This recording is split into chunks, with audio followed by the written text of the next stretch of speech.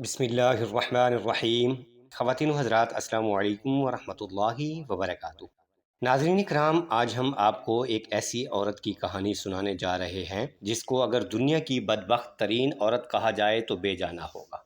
جس نے گناہ کو زیور اور سازش کو کامیابی کا راستہ سمجھا، اس کی خوبصورتی نے بادشاہوں کو غلام بنایا اور اس نے اللہ تعالیٰ کے ایک برگزیدہ نبی کی شہادت میں مرکزی کردار ادا کیا۔ یہ کہانی ہے ہیروڈیاز اور اس کی بیٹی سلومی کی۔ ناظرین کرام، ہیروڈیاز نہایت حسین و جمیل، خود پسند اور غرور میں ڈوبی ہوئی لڑکی تھی۔ اس کا خیال تھا کہ اس کا حسن کسی جھونپڑی یا عام انسان کے نصیب کی چیز نہیں، بلکہ اسے کسی بادشاہ یا شہزادے کی ملکہ بننا چاہیے۔ وقت گزرتا گیا اور جب ہیکل سلیمانی کی تعمیر نو مکمل ہوئی تو حاکم ہیروڈ اس کی افتتاحی تقریب کے لیے یروشلم آیا۔ اس دن شہر کسی دلہن کی طرح سجا ہوا تھا۔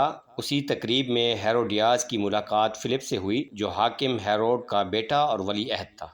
فلپ پہلے سے شادی شدہ تھا، لیکن ہیروڈیاز کے حسن کے سحر میں ایسا گرفتار ہوا کہ اسے اپنی بیوی بنا کر اپنے ساتھ لے گیا۔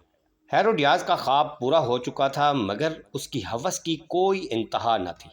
اب وہ صرف شہزادی نہیں بلکہ ملکہ بننا چاہتی تھی۔ فلپ سے اسے کوئی اولاد نہ ہوئی، جس پر وہ بہت مایوس تھی۔ ایک دن اس کی ایک کنیز اسے ایک بوڑھی عورت کے پاس لے گئی، جو شہر سے باہر ایک غار میں رہتی تھی اور مرادیں پوری کرنے کے لیے مشہور تھی۔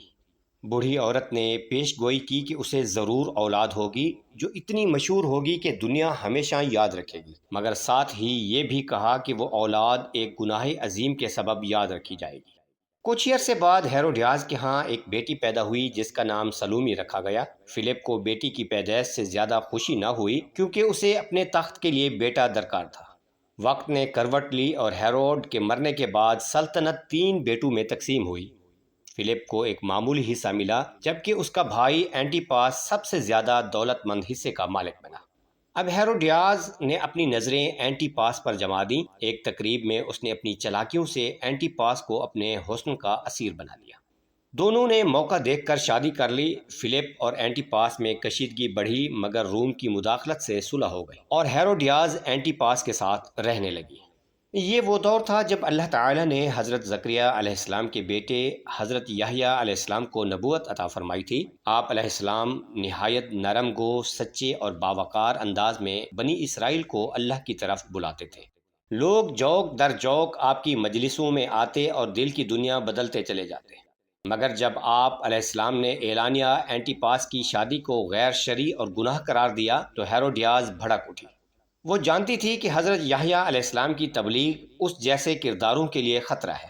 اس نے اینٹیپاس پر دباؤ ڈالنا شروع کر دیا کہ حضرت یحییٰ علیہ السلام کو قتل کر دیا جائے، لیکن اینٹیپاس اس بات پر آمادہ نہ ہوا، کیونکہ وہ جانتا تھا کہ یہ اللہ کے نبی ہیں اور بنی اسرائیل انہیں عزت سے دیکھتے ہیں۔ اب ہیروڈیاز نے ایک اور چال چلی۔ اس نے اپنی بیٹی سلومی کو ایک رقاصہ کی تربیت دینا شروع کر دی۔ برسوں کی محنت کے بعد وہ ایک ایسا ہتھیار بن چکی تھی جو بادشاہوں کو جھکانے کی طاقت رکھتی تھی۔ جب اینٹیپاس کی سالگرہ کی تقریب منعقد ہوئی تو اس میں تمام رومی امراء، گورنر اور درباری شامل ہوئے۔ تحفوں کی بھرمار میں ہیروڈیاز نے بادشاہ کو خوش کر کے کہا کہ آج اس کی بیٹی جشن میں رقص کرے گی، جو سب کو حیران کر دے گا۔ جب سلومی نے رقص شروع کیا تو دربار میں ایک سحر طاری ہو گیا۔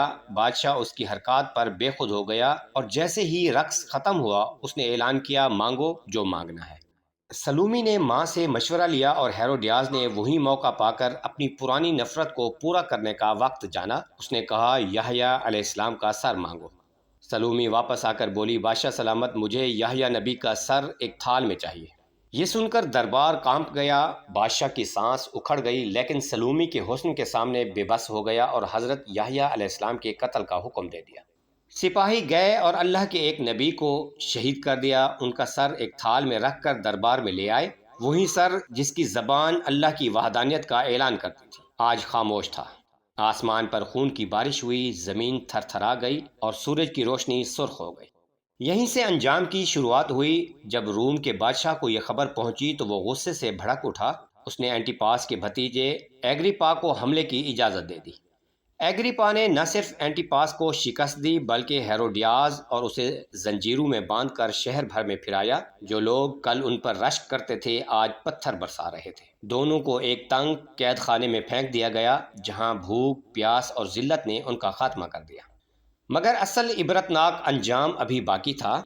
ناظرین، سلومی، جس کا رقص بادشاہوں کو غلام بنا دیتا تھا، ایک دن سردیوں کی ایک شام وہ ایک جمی ہوئی جھیل کے کنارے رقص کر رہی تھی۔ برف پر پیر پھسلے اور وہ پانی میں گر پڑی۔ جمی ہوئی برف کی تیز دھار نے اس کی گردن کو اس انداز میں کاٹا جیسے کسی تلوار نے گردن اڑا دی ہو۔ قدرت نے وہی رقص جو نبی کی موت کا سبب بنا، اس کی اپنی موت کا ذریعہ بنا دیا۔